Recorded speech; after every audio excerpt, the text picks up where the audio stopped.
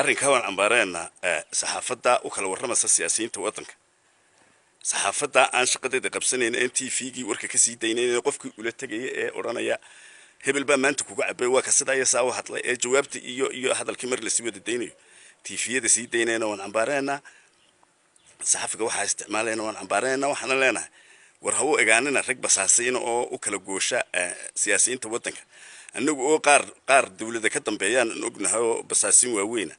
inaynu ku wada sawirano basaasiin u kala gooshto waa ceeb qarankan iyo dadkiisa inay isku dirnaano waa ceeb xaq waxaad u leedahay intaad ninka duubto inaad sii dayso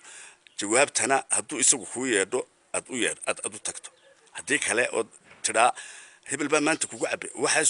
suud oo kii kalena siyaasiga sheeganay isagoon hubsano bababaqad isnayda ama sultaankii bababaqida waa ceeb weey dhaqankaas saxaafadda Soomaaliland waayadan u dambeeysan ku arkay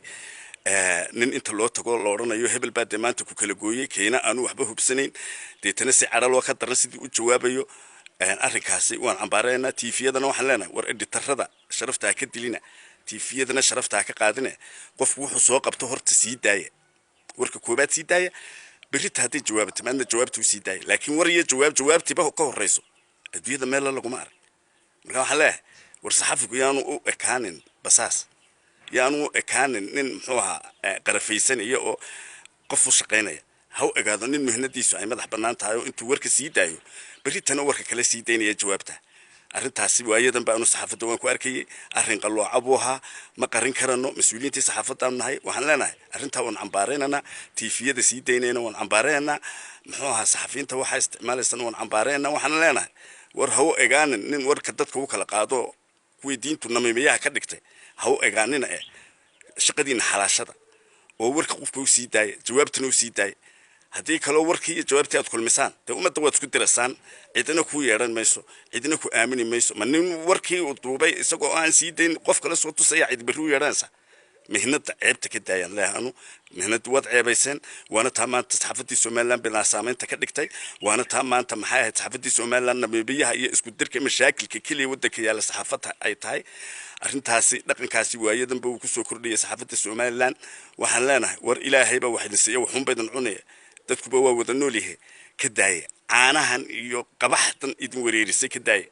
ninkan aad u shaqeynaysaa $1 aad ugu dilayso ka kale ka daaya mihnadiina xalaashada oo hawo egaanina qaar dadka isku dirayo oo maxay ahayd ummadda isku diraya imiga wabad noqoteen hawo ekaanina arrintaasi dhaqanka waan cambaarayna qoladan siyaasiyiinta sheeganaysa ama salaadiinta sheeganaysa loo kala warqaadayna waxaan leenahay warninka saxafiga intuu ku yimaado ku yiraahdo hebel ba maanta kugu cabay wax ka jira ma jire horta siidaa ku dhax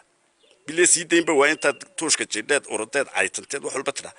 bile tiisi siiday waa taadu siidaa ku dilay sidoo aaminaysa marka waxa leeyahay saxaafadii amaanadii way ka dhimatay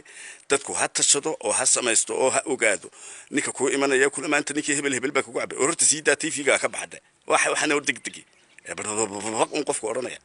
arrintaasi aan isdaamin ninka saxafiga iyo ka siyaasiga sheeganaya isdaaminay wada hadlayaan cambaarayna waxaan leenahay war saxaafadda ka daaya haybada ka qaadina wabi haybad beesha